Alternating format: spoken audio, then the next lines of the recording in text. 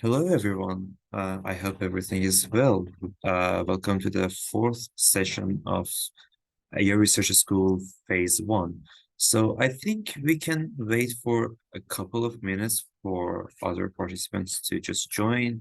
Maybe 2 minutes, that would be okay. Great. I think we can start now. Hello, everyone. Welcome again to the fourth and last session on phase one, part one of the AI Research School.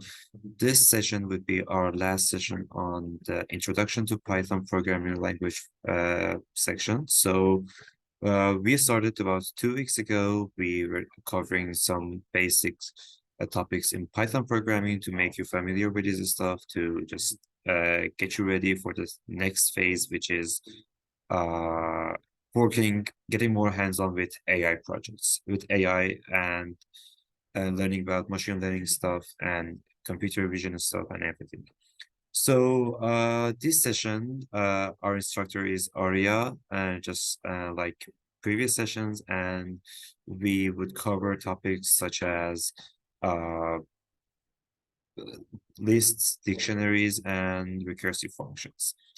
And without further ado, I just let Arya to share his screen. Do you have access, or I should give you? I don't. Okay, just uh,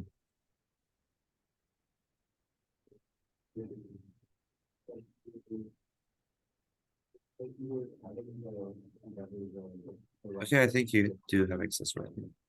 And one thing else, meanwhile, that you're preparing your screen, I just wanted to mention that today, as I said, today would be the last session on part one. So we would continue part two on January 7th. And on the second part of phase one, we would go through more advanced topics on Python, such as object-oriented programming, working with libraries such as NumPy and Pandas, which are really important if you want to just continue your programming experience in AI. And because of that, because of that, so as I said, we would have 1 month of break from today until January 7th. And however, in this month, we would have the regular weekly TA sessions on Fridays at 5 p.m. And yes, hope everything goes well.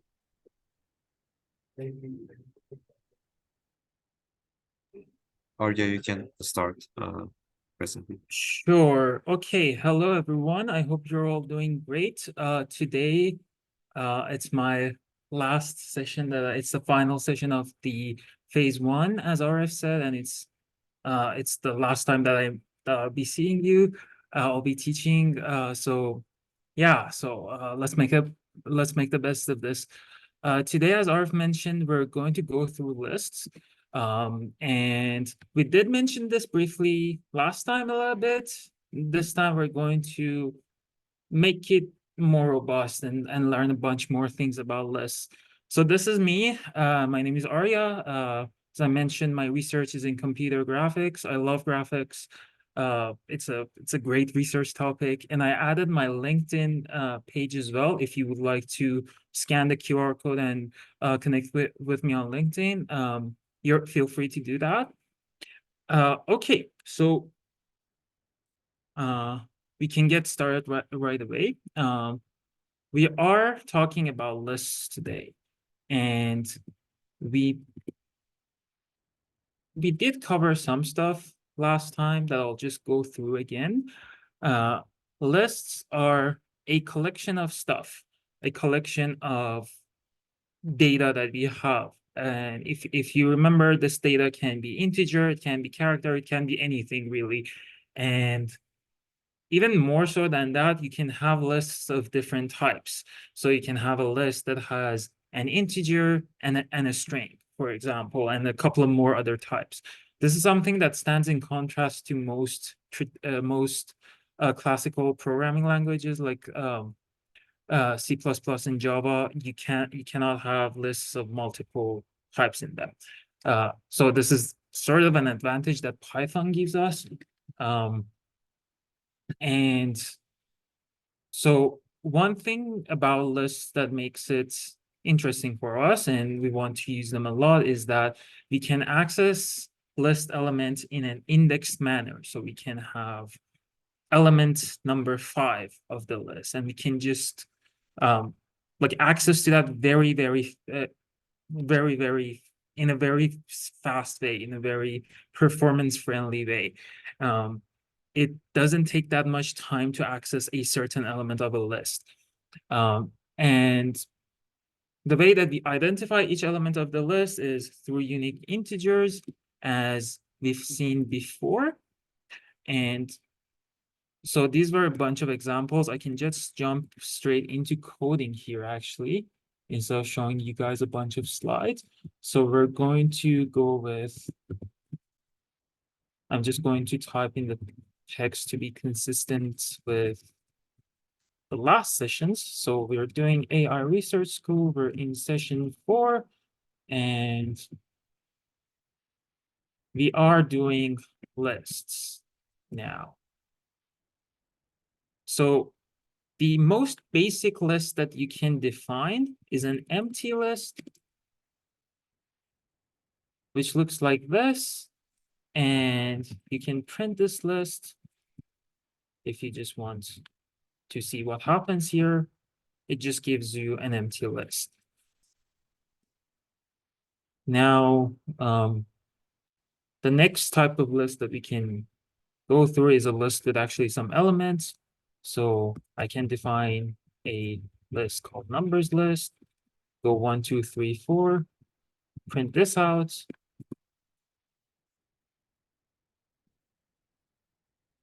And we're gonna have the numbers. Now, with this, we can do a bunch of stuff. So for instance, we can print also, instead of printing everything, I can print a certain index of the list, and I have to start counting from 0. So if I say print numbers list, bracket open, 0, bracket closed, what happens is that the index is going to retrieve element at index 0 for me, and it's going to show that to me in my console, right? So I'm starting counting from 0. If I go 1 here, oops, sorry. If I go 1 here, I'll get element at index 2. If I go 2 here, I'll get element at index 3. If I go 3 here, I'll get element at index 3, and so on. If I go 4 here, I'm going to get an error. The reason for that is because the list is over, right? If you have a list of size 4, for instance, you cannot access elements at index 4. The reason for that is because we start counting at 0. So the elements are at indices 0, 1, 2, 3.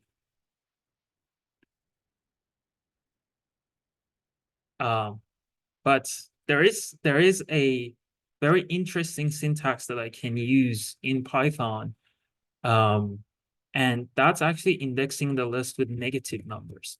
So if I do print numbers list at index -1, the thing that is going to happen, this is not an error. You can actually use this. What's going to happen is you're going to get the element at the last index, right? So instead of, and this comes in very handy actually, because, well, you might not know the size of your list, because you actually in Python, you can also add elements to the list after you define the list. So I can just go in and add a new element to the list, right? So it's not always, and we'll get to that a little bit further ahead, but my point being, it's not always a fixed size that you might know, right? So you just go print lists at index -1, and then you're going to get it. And I can go a step further than this and print at index -2, print my list at index -2. And index -2 basically means the second to last element, right? Index -1 is last, index number 2 is second to last, and 3 and 4 and so on. We can go in this way. One final thing that I will mention here is that you can also do, before actually I give you guys time to practice this, you can also overwrite the values of elements of the list. And the way that you do that is very simple. So if I want to, let's say, overwrite the list at index -4, or let's change this to -1 actually. It's an easier example. So instead of this 4, I want to say I want the last element to be 10, right? And if I print this again,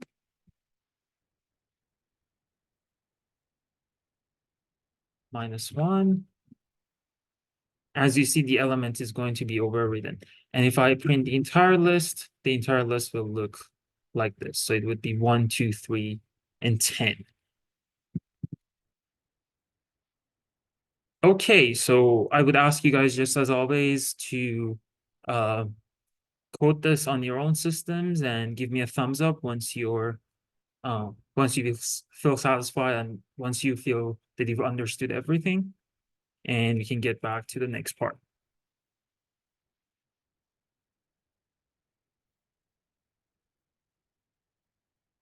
And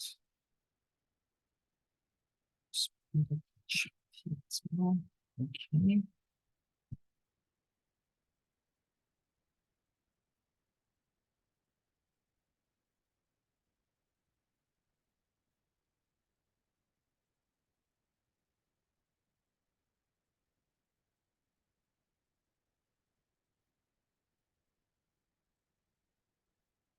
Okay, great. Great. Yeah, it seems that we have a good amount of thumbs ups. So I'm going to continue.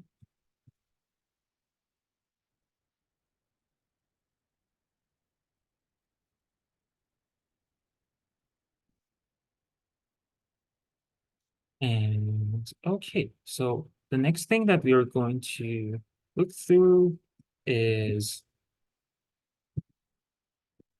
lists of different types. I mentioned this last time, but I'll just mention this again.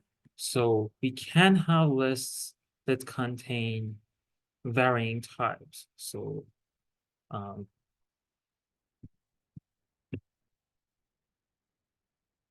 just define variable.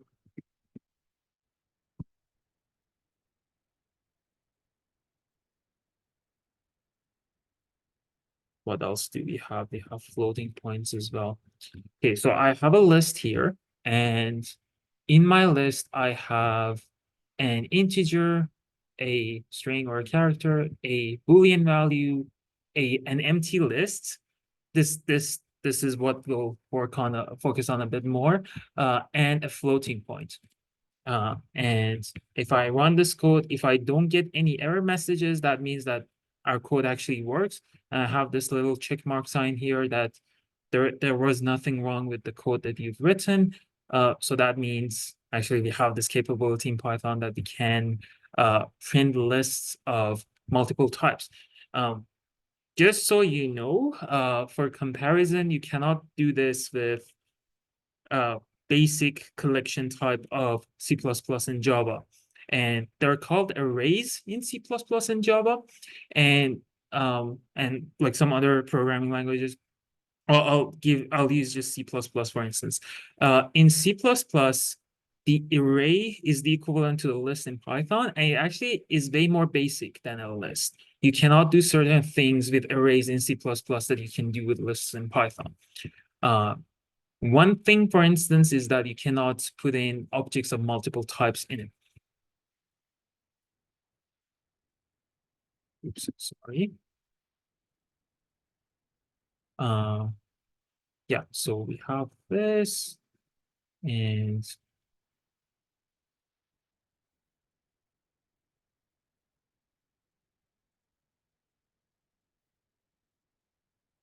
So this is what we covered, right? So we have also a list here um, of different values, and we can access the indices of this list uh, based on 0, 1, 2, 3, 4, and also going back -1, -2, -3, and -4. And also, if you remember last time, one of the things that we did was looping through an element of a list. So before I go into the next program, I just want to print this list here. So as you see, the list works as expected. Um,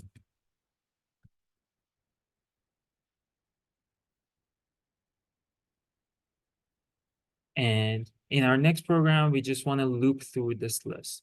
And I'll just create a list of some random elements, something like this. And so if you remember the way that we did,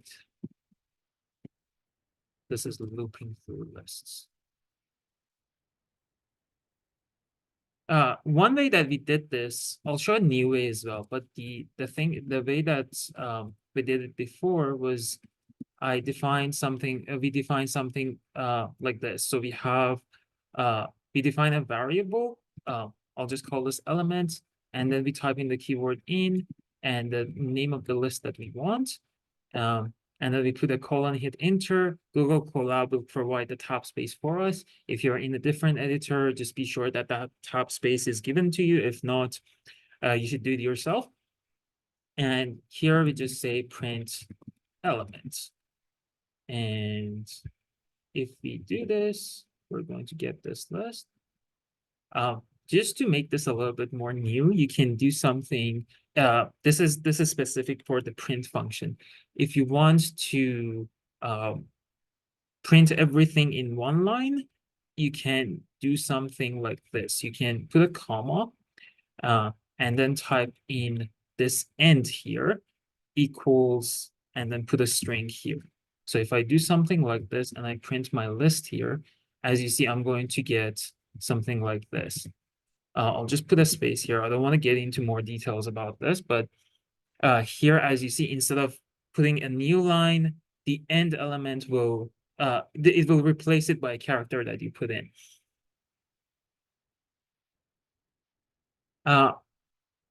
One of the things that here we see is that when I say for element in numbers list, the element takes the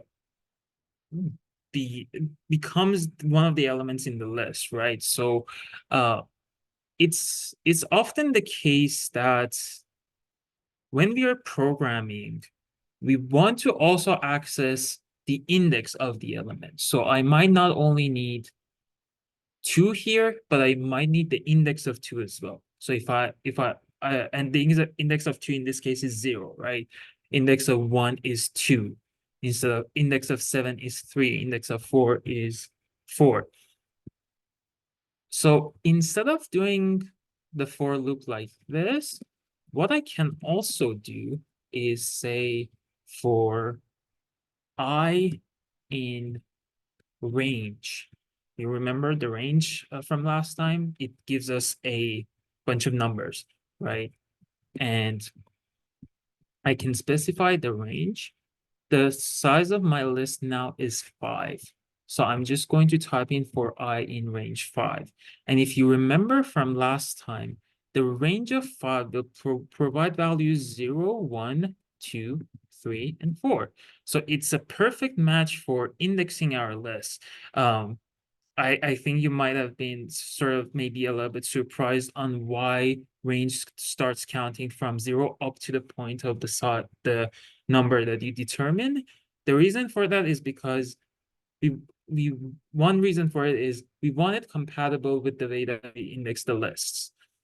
And if I put a top space here and type in my for loop, type in print I at index print I, and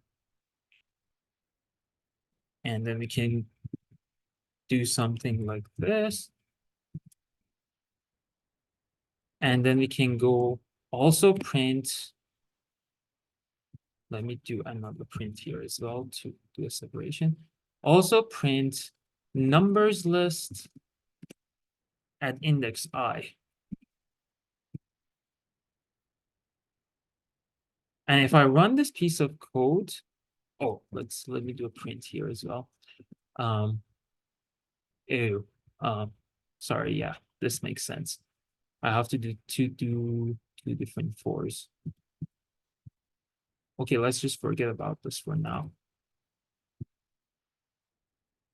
Or let's do two different fors. Yeah.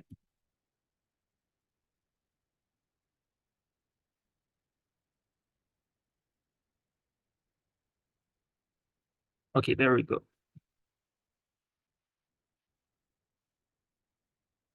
So now what I'm doing here in this part of the code, I'm printing my range first, and then I'm printing the numbers list at the index of the range.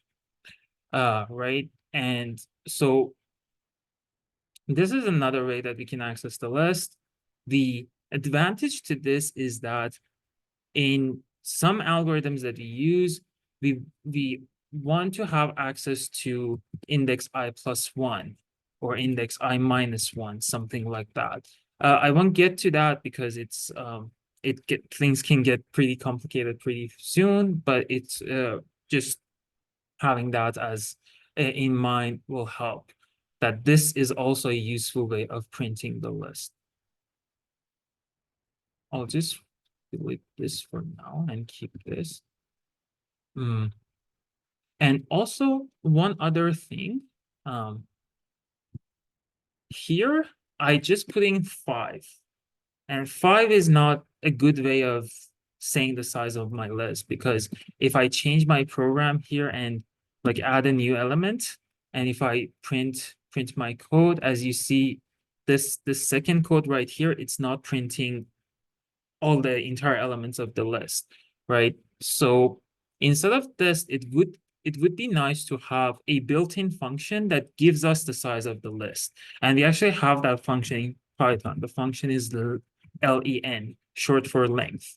And what we put in as an argument to the function is the list itself. So we type in numbers list here. And so now it doesn't matter how many elements I add or remove from this list. I'm going to get the result that I want.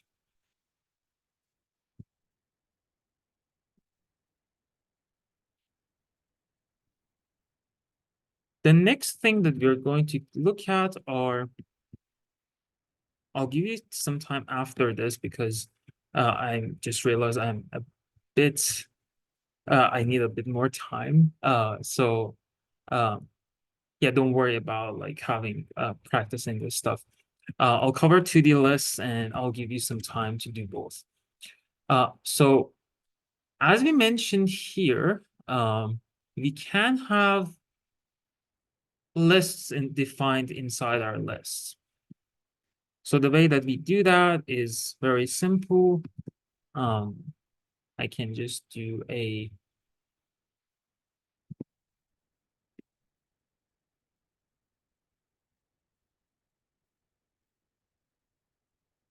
I'll just define a variable. Let's say, let's name it matrix. And here I can put a list here. And inside this list, I can put another list. So what I'm going to do is I'll put in 1, 2, 3 here, and then 2, 3, 4 here, and 3, 4, 5 here. And okay, so there are some cool things that you can do here. So first of all, if I just print this value, oh, I forgot a comma here, so that's why I got the error. So if I just print this value, it works as expected, it works as before. If I print a certain index of this value, it will also work as expected. So if I print matrix at index 0, it's going to give me matrix at index 0. it just turns out that matrix is at index 0 is another list on its own, right? So if I just print matrix at index 0 and then at index 0, I'm going to get the index 0 of the list of matrix at index 0. So I hope that makes sense. So this is how we reference lists of multiple sizes. If you want to loop through a 2D list, what we do is we can do something like if I just go through the list like this, I can go for M1 in matrix. And then if I want to print the elements one by one, and I know I have a 2D list, I can do another for here and say, oh, this is actually where we have to do a range, and you'll see why. So if I go for M1 in range matrix, length of matrix, here I can say for M2 in range of length of matrix at index. Let me actually rename this to I and J for consistency with the previous one. So I'll do I here and I'll do J here. Length of matrix at index I, right? And then I can say here, print matrix at index I and index J. And if I just do this, as you see, I'm going to get all the elements printed as expected. We have a proper loop over the list. You're going through everything. And as you see, we have the values as before. I'm just going to do a print statement here as to separate the elements. So we have 1, 2, 3. So this is the first list, and then we have 2, 3, 4. This is the second list, and then we have 3, 4, 5, which is the third list. Okay, so yeah, if there are any questions, just let me know in the chat. We're done with the lists. So I'll give you some time to practice these two programs, and just let me know if you have any questions. And oh, the thumbs up, just send me the thumbs up once you feel that you're okay with all this stuff.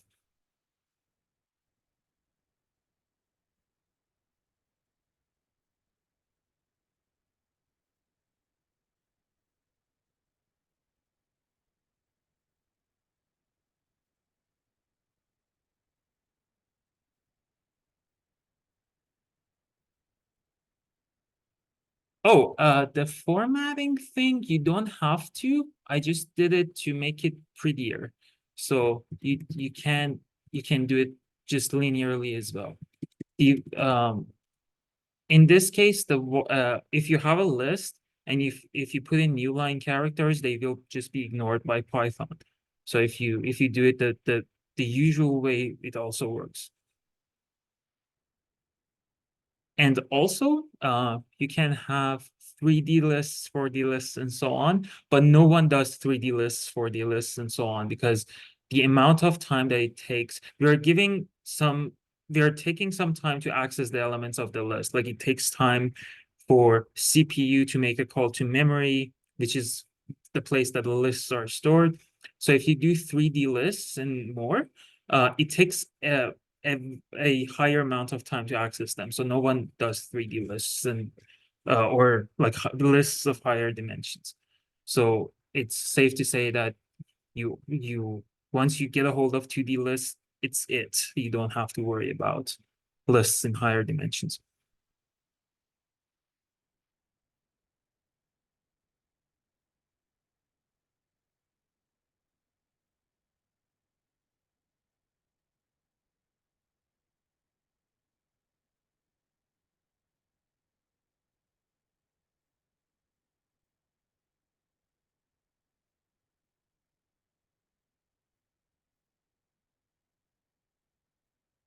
Any other questions?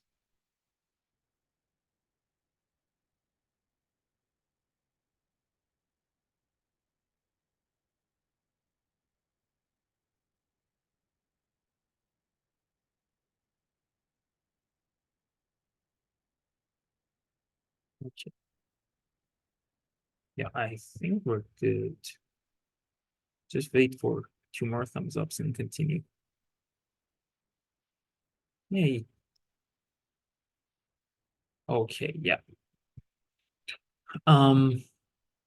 Okay, so there are multiple ways that we can store a collection of things in on memory. They're called data structures. So there are things that hold data in them.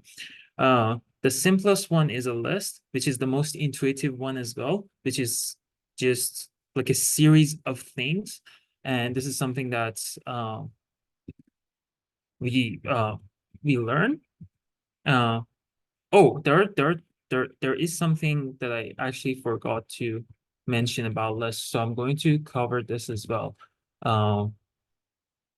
Yeah, sorry, I forgot about this. So lists are actually we can add elements to our lists. So if I have a numbers list like this, I can add a new thing to my list using the append function. So the way that that works is that you just type in the list that you have, you type in append, and then you open up the parentheses and type in the value that you want to append to your list. And so if I print this list right now after doing append, we're just going to get 1, 2, 3, 10, right? And you might ask, why didn't I put the 10 just right where I defined the list? Now, if you remember conditionals, something like this, for example, if something is true or something is false, then it's because we using conditionals or for loops or stuff like that, we can control the flow of the program. We might want to append we're able to append things to a list at under some circumstances and not appended under some other circumstances, right? So that's why append here is helpful. We can actually use it in our advantage to maybe append something to the list in some instances and not do it in the other instances. This is again one of those things that Python only provides. So if you're working with C++, you cannot add an index to an array, a new element to an array. And something that's kind of like append is the insert function. So what the insert function does is it behaves pretty much like append, but it will add an element, it will append an element to a certain index. So the first argument is an integer, which is the index of the list, and the second argument is what you want to add. So if I insert, let's insert another type here. If I insert hello to this at index 0, what I'm going to get is hello is going to be added to index 0.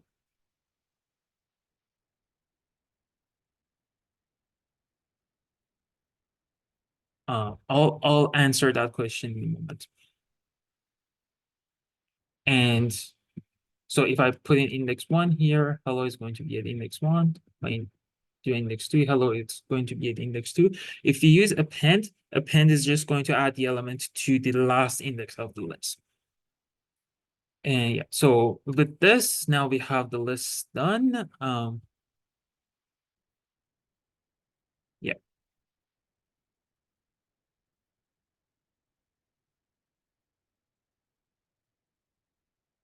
Okay, I have a question in the chat. I actually don't know. I don't think that's possible. The because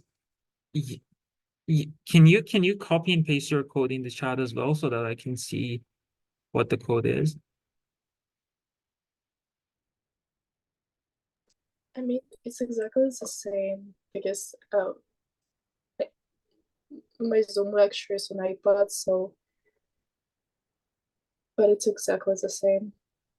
And also like for second code, which is like numbers, lists with a hello, I got like not 1, 2, I got to 5, hello, 1, 10, 10, which is a little bit weird. Okay. So your this the 251, which code is this? Is it the Yeah, the last one I got like 2, 5, hello, 1, 10, 10.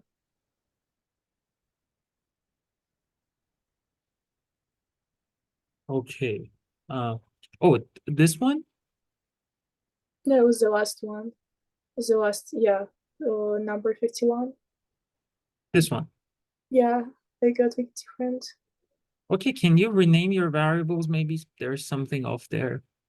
Or maybe you're using the same program, the same Mhm. the same text box for all your programs, something like that. It Mm, shouldn't be different though. mhm. No, I will rename it and I will see if I Yeah. have it. Okay. Yeah, sorry, Angelina. I'm going to ask you to ask your question right at the end of the session because there are a lot of things that we still have to cover.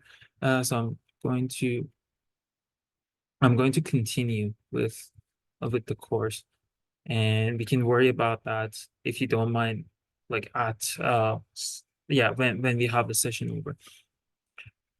Okay. So going back to the slides, we did cover this. So as I mentioned, we have different containers for holding data, for storing data in memory, a series of data. The easiest one is the list, is the most intuitive one. It shows a series of, you can store a series of things in a list.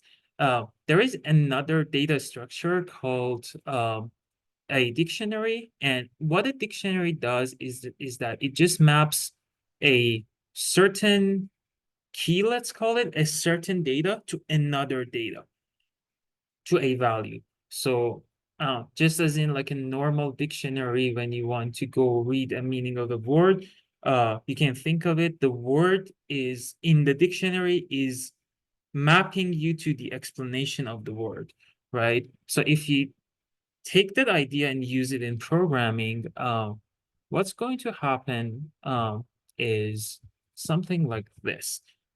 I'm just going to define a value.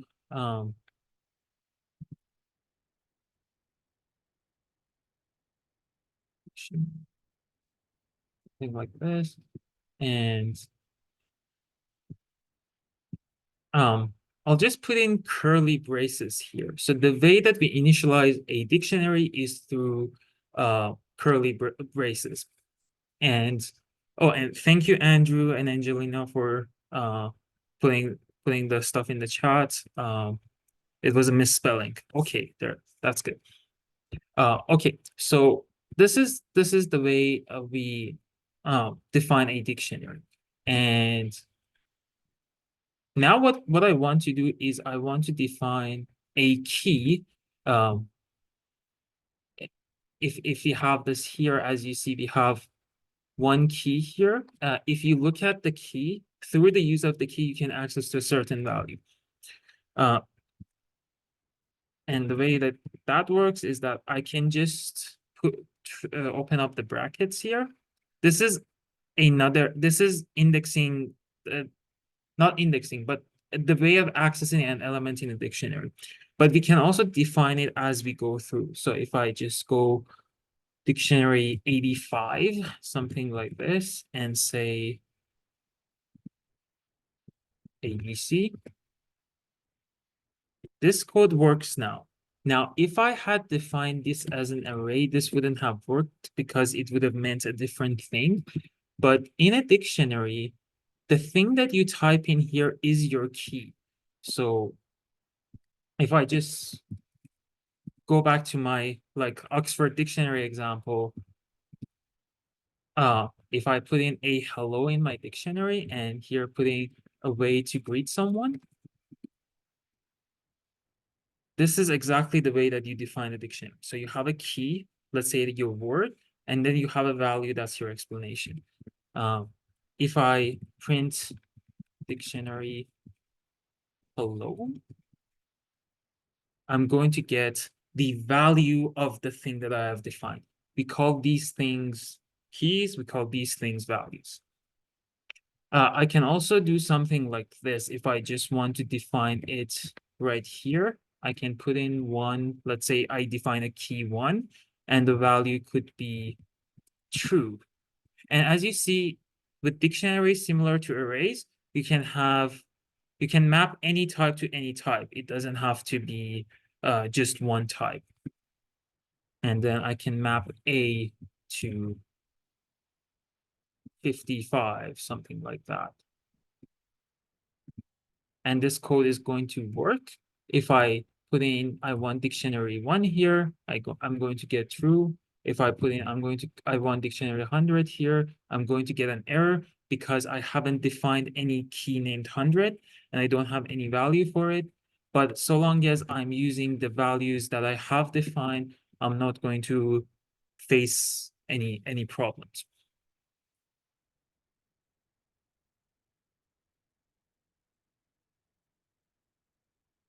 You can't use a key multiple times. The keys should be unique. So if I do something like this and print 85 here, the value is going to be overwritten. There is no way that I can access the ABC that used to be in the dictionary, right? So keep this in mind. However, you can use something like this, which is, I think, makes intuitive sense. I can define BCD for 90 as well. So the BCD doesn't have, like the value that you define for doesn't have to be unique. You can have the same values stored in different keys. So this is not going to cause an issue. Both 85 and 90 are going to give me the value BCD.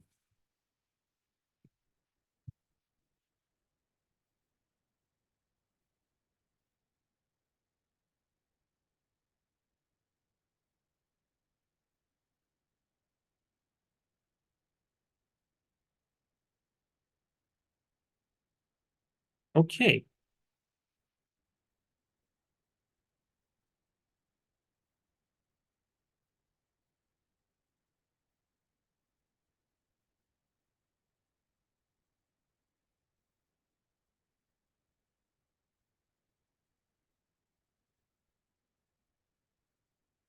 Yeah, I'll give you some time to go over this and send me a thumbs up once you're satisfied with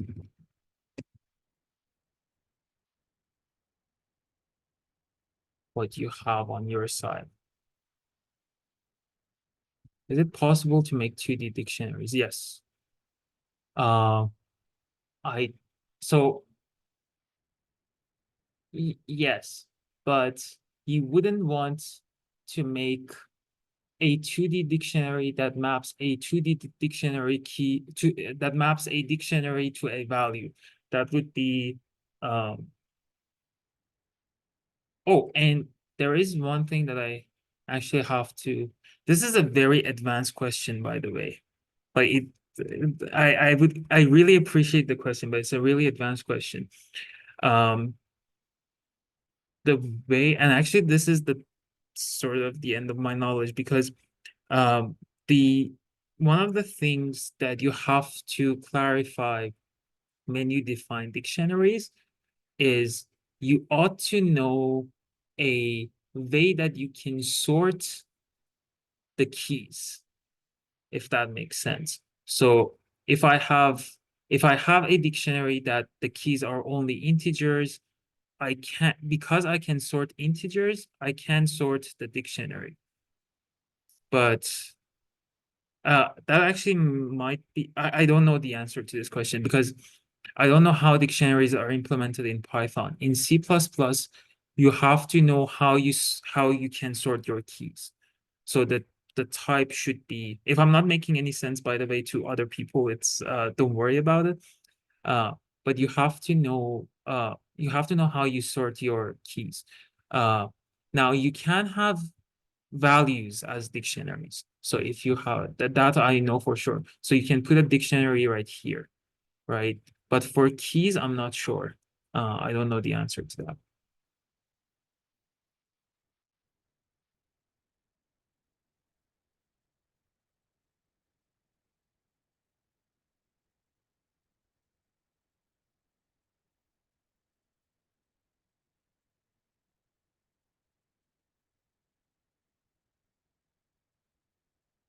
A bunch of things in dictionaries. So this is just the basics. We can access a list of keys, or let's say a container of keys, something like that, through using the dot keys function. So if I just print this, as you see, I'm going to get this type right here. I'm going to see all the keys that I have in my dictionary. So just if we look over at this, we have a 1 as a key, the character capital A as a key, 85, hello. This is again 85. As you see, we don't have two 85s here. It's just one 85. And it makes sense because keys are sort of the way that we index our dictionaries. And we have a 90 here. This is, by the way, this dictionary.keys has a different type than lists. If you remember last time I said a range of, if I do something like range of 3, which is going to give 0, 1, 2, this is actually different than a list of 0, 1, 2. The same goes for dictionary.keys. They are so if you can't set that, you can't compare this to a list type. You have to convert it to a list first and then do it. But we don't need to worry about that for now. And similar to this, we can access the values of a dictionary as well. So if I just type in print dictionary.values, I'm going to see the values of the dictionary printed as a list. And I can also access the entire dictionary by using the items function. So this is going to give me a pair of, this is called the tuple, but let's not worry about that. A pair of keys and values. So 1 is mapped to true, A is mapped to 55, and so on.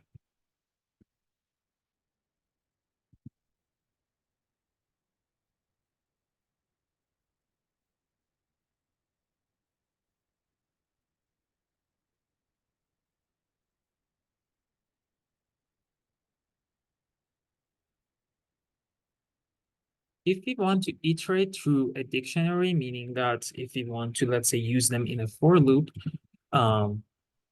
if I just type in for variable in dictionary, something like that. If I just type this in and print this out, I have the name key there, so that should hint at something. If I just type the dictionary name itself, it's going to give me the keys, just the keys.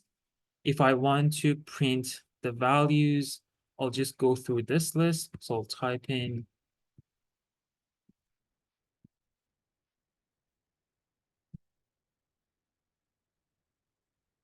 dictionary.values, and I'm going to get the values. And if I want the pair of them, I have to do dictionary.items.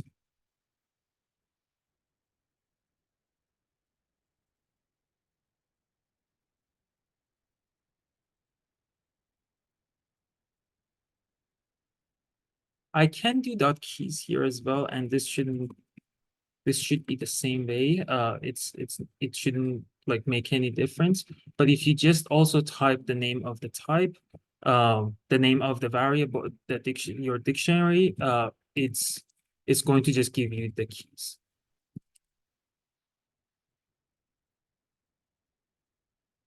Okay. Yeah, so this is it for dictionaries. If you have any questions, just let me know. And we're back on track in terms of time. So I can give you more time here to either practice this or ask any questions about lists or dictionaries. We're going to go through something else entirely. So not going through like we are done with the data structures for now. So if you have any questions on this stuff, just let me know. And don't forget the thumbs up. Just send me the thumbs up in the chat once you feel you're clear on all this stuff.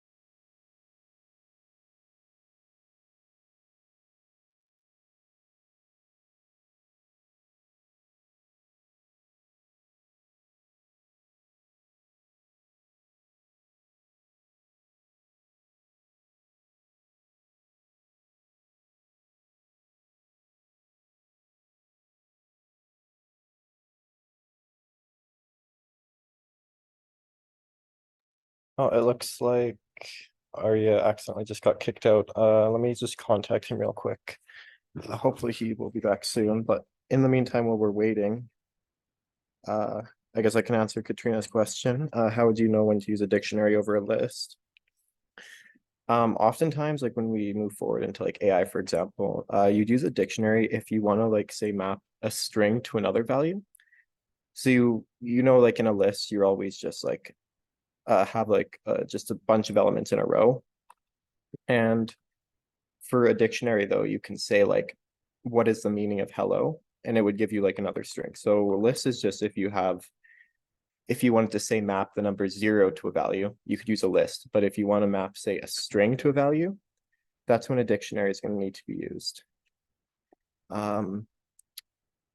Yeah, unfortunately, I'm not sharing my screen right now. So I hope that that's kind of clear. But often it's going to be used for like configuration files or things like that. But you'll see more in detail, hopefully, when Arya comes back here.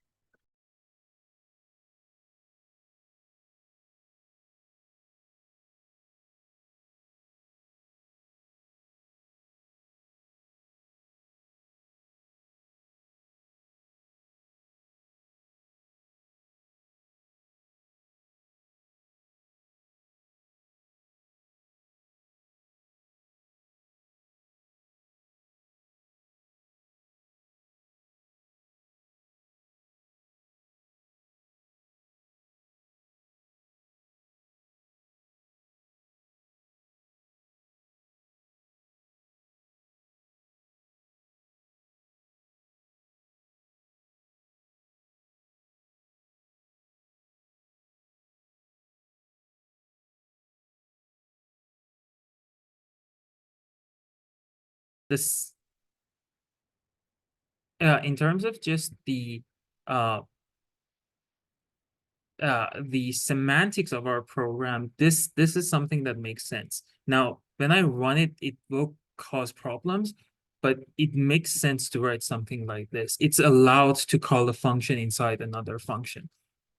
So going back to the slides, functions can call other functions, but functions can also call themselves.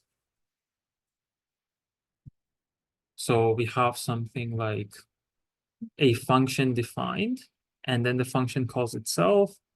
In between some codes, this can be like a bunch of lines or something like that. There are two ways that we can call recursive functions. So this is having a function call it itself. There is another recursive, another way that we can call a function, and this is called an indirect or a mutual recursive function. So we have two functions that are calling each other in their definitions, right? So fun1 is calling fun2, fun2 somewhere in its definition is calling fun1. Now, if I go back to this here and I have my function func, and I am calling func here, if I just run this code, something bad's going to happen. Yeah, as you see, I'm going to get an error. And the reason for that is because the function is just keeps calling itself. And when that happens, this is kind of similar to a loop that doesn't end, right? There is no, if you have a loop that doesn't have a proper stopping condition. The reason for that is because we want our programs to end at the end of the day, right? We want them to not get stuck somewhere. So what we have to do is we have to define an exit condition for this function that we can use. And so I'm going to slightly change this function. So usually the recursive functions have an argument inside them, because if you don't have an argument with the function, there is no way that we can indicate to the recursive function that we want this function to end. So I'm going to slightly change this function and do something like this. So I'm giving a value to this function, and what I want to do is, for example, I want to print the argument of the function. Then I want to let's do like this first and see what happens if I just call the function with n. So the function that I modified a little bit, I'm giving it an argument and I'm printing that argument, and then I'm calling the function again. As you see, I'm getting a bunch of 10s printed, and I'm getting and the code terminates with this recursion error right here, which is like there is when you make a wrong recursive function that you don't terminate it, this error is going to happen. Now, if we trace this function, as you see, we have like a bunch of 10s printed here. If we trace this function, meaning if we go step by step and see what's going to happen, 10 is going to be printed, and then the function with the value 10 is going to be called. Now, again, what happens here, because the function is called, again, we go back to the beginning of the function, print 10 is going to be called, then the function is going to be called, right? One way that I can fix this is to put, and this is the way that the actual way that we can fix this, is we can put a stop condition to the function. And the stop condition that I'm going to use is if n equals 0, just return. So if I just say return, if you remember what happens when you do return is that the rest of the function is not going to execute, right? We are not going to have anything after the function. So now it also makes sense to, instead of calling the function with the value n, I'm going to call it with the value n minus 1. And let's run this and see what happens now. Now, as you see, we have a stop here, right? What's happening in this function? First, I'm calling this with the value 10. 10 is doing, it does a comparison of 10 and 0. And because 10 is not equal to 0, it's not going to go through this if statement. Oh, by the way, there is something I didn't mention. This is the same as this. right? So if your if statements just have one line, you can put your statement just like right in front of your condition. And this works. This is similar to this. So n is not equal to 0, so it's not going to return. Printing of 10 is going to happen, and then function of n minus 1 is going to be called. So it's the same thing, but it's n minus 1, right? So the next time that the function is called, the value is 9, right? So here, if I write what happens,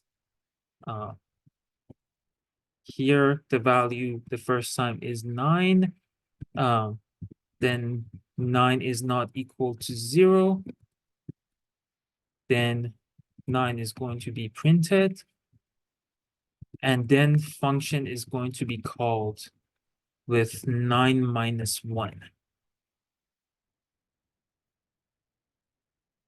And then what we have here, again, we have 8 here as the value. 8 is not equal to 0. And so 8 is going to be printed.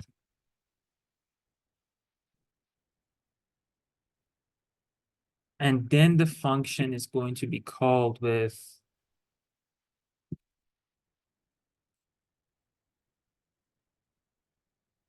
the value 8 minus 1. And the same story goes, right? So we're going to have 7 here. So the value is going to be evaluated to 7 because 7 is not equal to 0. 7 is going to be printed. And we do this a bunch of times until we have the value 1 minus 1. So this is going to just decrement the value of n to get to 1. And when we have 1 minus 1, we will have 0 here. And because 0 is equal to 0, the function is going to terminate. We're going to be done. So I hope this the way that I wrote this makes sense. But this is what happens. Any questions about the recursive function?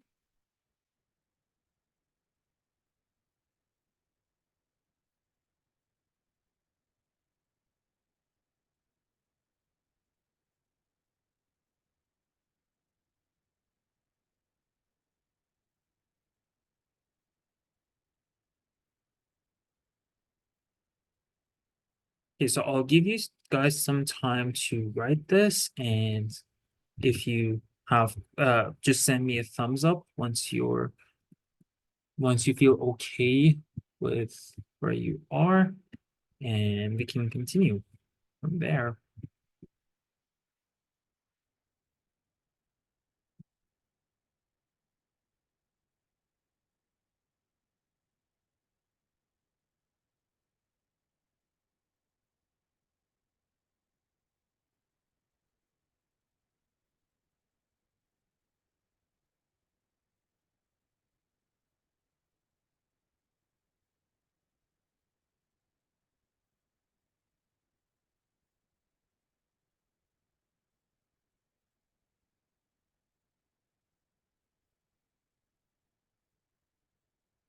Okay.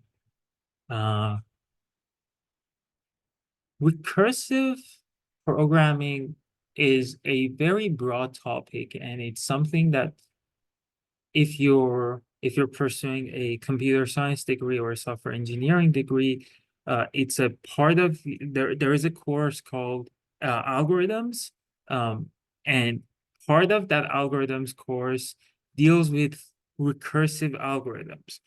So it's a very broad topic, and you can use recursive functions to implement recursive algorithms and so on.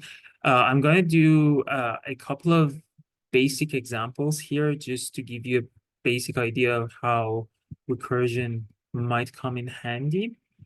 One of the functions that we can implement using the recursive method is a factorial function.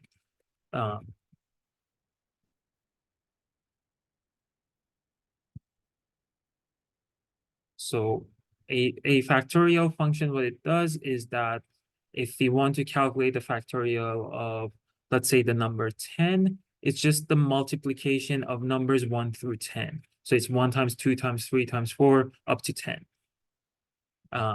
We can write a factorial function in, let's say, 2 ways. So the normal way that we can approach this, I'll just write the normal version first, and let's call this factorial 4. So what I want here is I want n times n minus 1 times n minus 2 times up to 1. And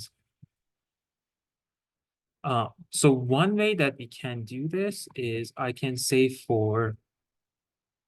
define a value first, my final value, let's say, I'll call it answer, and I'll set this equal to 1. Because I want to multiply values to this, right? If I set it equal to 0, if I multiply something by 0, it would just be 0. So I have to set it to 1. And then I'll go through a for. I say for f in range of n. And I can do f equals f times, sorry, f equals ants times, why am I saying f? Sorry, ants equals f ants times f plus 1. The reason that I'm doing the plus 1 is because this range gives me values between 0 through n minus 1. The values that I want are 1 through n, right? So I'm doing an f plus 1 here to get the values 1, 2, 3, 4 up to n. And then I can just say return ants here. And when I return this value, there is something wrong with my, oh, I forgot to do the def here. This should make sense now. Yeah. So if I do, let's say, print factorial 4, short for the 4 method, and do a factorial of 5, I'm going to get the result that I was expecting. Now, another way that I can do the same thing is through recursion. And so the input is just going to be n. And if let's not worry about the stop condition first. Let's worry about the recursive thing that we're going to write. If I've done and let's assume that I have the function written for, my function works properly for the lower cases. What's the step? So let's assume we have the factorial of n minus 1. What should we do to get from factorial of n minus 1 to factorial of n? And the thing that we need for that is this. The value that I'm going to return is n multiplied by factorial recursion of n minus 1. Assuming that the factorial recursion of n minus 1 gives me n minus 1 factorial, it gives me the proper answer. This is going to give me n factorial, right? So now let's worry about the base case. The base case is kind of similar to this. If n equals 1, just return 1. Right? Because let's say if we want to calculate the factorial of 2,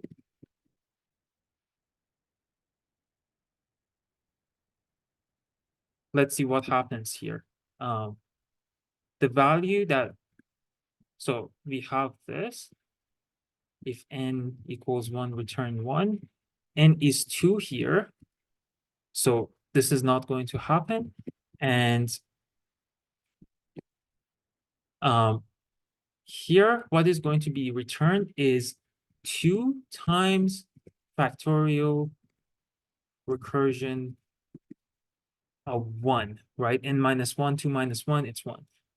And we factorial of 1 is 1, right? So instead of doing, so we can put a stop condition there. We can just say, because this is equal to 1, just put in a 1 there. So if I change this to factorial recursion, I'll get the same answer, right? And this is easier in this case. I think actually this is easier to perceive, at least intuitively, than the normal case, right? Like it's easier to code.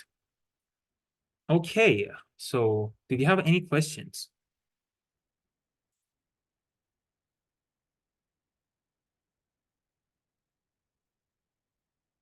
If not, just try this out for yourself. We have one final topic that I have to cover, and that won't take as much. So we'll go through that, and then we'll call it a day.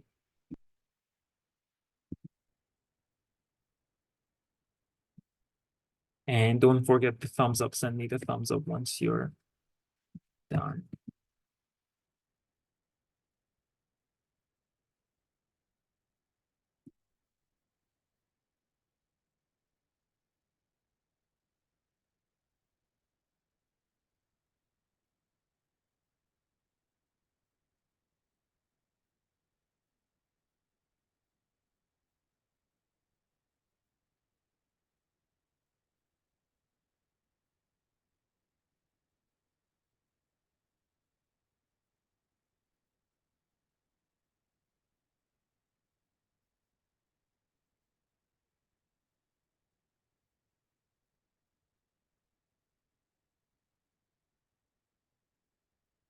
We didn't get 129, we got 120. So yeah, this is 120, just to clarify. And let's do the calculation ourselves. So the factorial of 5, which we showed with this, is 5 times 4 times 3 times 2 times 1, right? So 1 times 2 is 2. So if I just do 1 times 2, the first step is just 2. 2 times 3 is 6. So this is going to be 6. 4 times 6 is 24. So this is going to be 24. And 5 times 24 is 120, right? Yeah, that's pretty much it. And what you're, if I want to write this function right here, it's the same story, right? So I'll just do short for fact. Fact of 5 is, we've defined it as 5 times fact 4. And then fact 4 itself is, and we can lay this function open. So this is 4 times fact 3, right? Oops, sorry. 4 times fact 3. And the same story goes here, right? I hope this is clear on how this function gives out this. And then this is 2 times fact 1. And this is a base case, right? So this is just going to be replaced with 1. So this is, oops, this is going to be 1. If I want to give you a practice, if you know the Fibonacci series, you can code it with a recursive way as well. I'm not just going to code that for now because it's going to take up some time, and I'd rather focus on the next part. Okay, so we're gonna do something fun. Hopefully it's I can manage to do that. We basically covered the recursion function. So the base case, this is the stuff explaining about like how we should prevent infinite recursion, and talking about the base case, which is that condition that we set at the beginning of the function, so that the function no longer calls itself. And so the next topic that we're going to go through are libraries in Python. And libraries, they're used for, they're basically codes that other people have written and you can use in your advantage, right?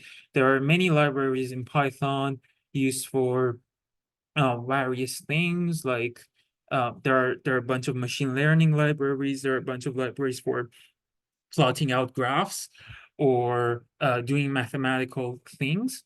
And the way we import a library function is just we use the import name right here. And that's pretty much it. This is something that you're going to learn more about in the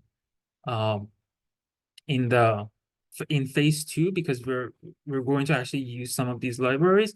And so I'll leave it at this for now.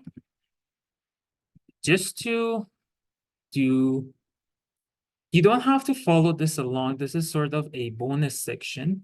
But just to show you what cool things that we can do with libraries, I'm just going to, this might be like slightly advanced for doing the tutorial here, but I'll just put it for the case of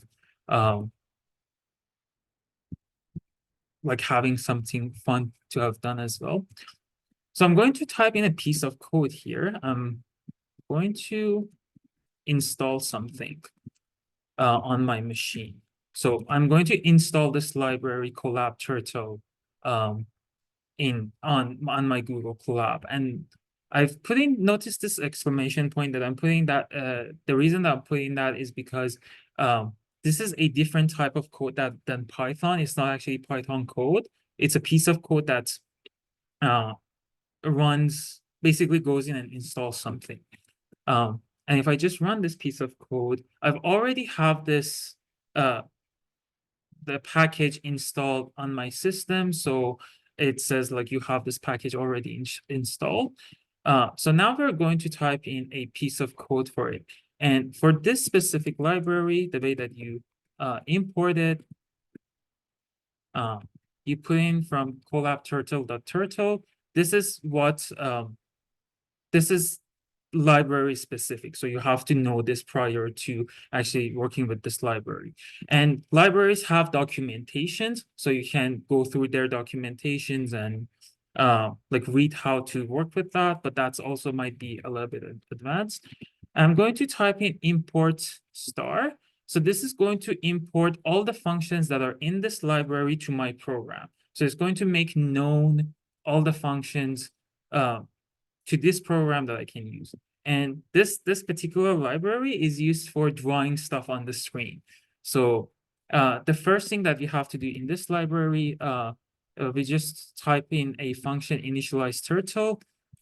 So this creates the screen for us, and we can write in a bunch of stuff. So there are functions to draw lines, like a function right will draw a line from the center of the screen to the right.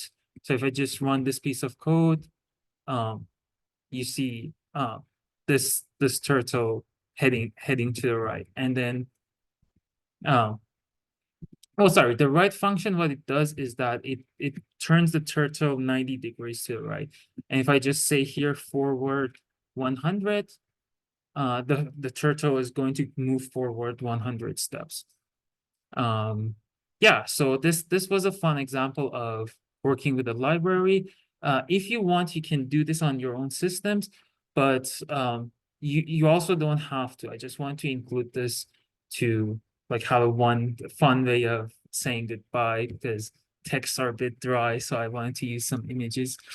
And there are other functions in the library that you can use to like change the color or change the color of the line or control the speed, stuff like that. So if you're interested in that more, you can definitely learn more about that as well.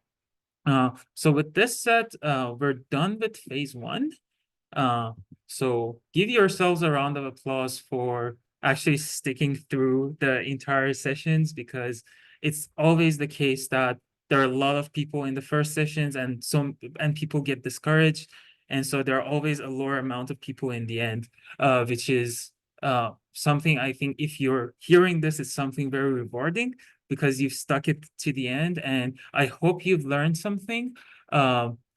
This has been very fun for me personally. I hope you had some fun learning as well. And if you have any questions on the stuff that I covered, just let me know. And if not, I'll just say my goodbyes and wish you all good luck.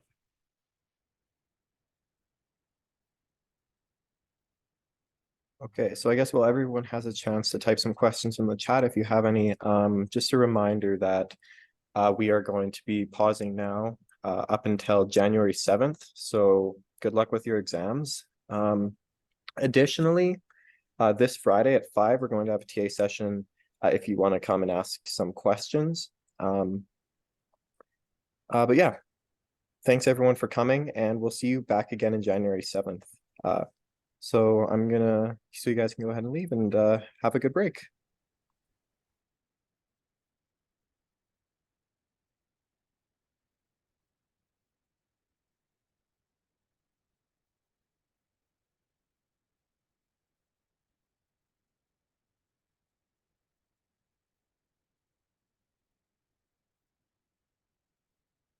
And I'm sorry I got disconnected, people. That happens, especially with Yeah, university laptops.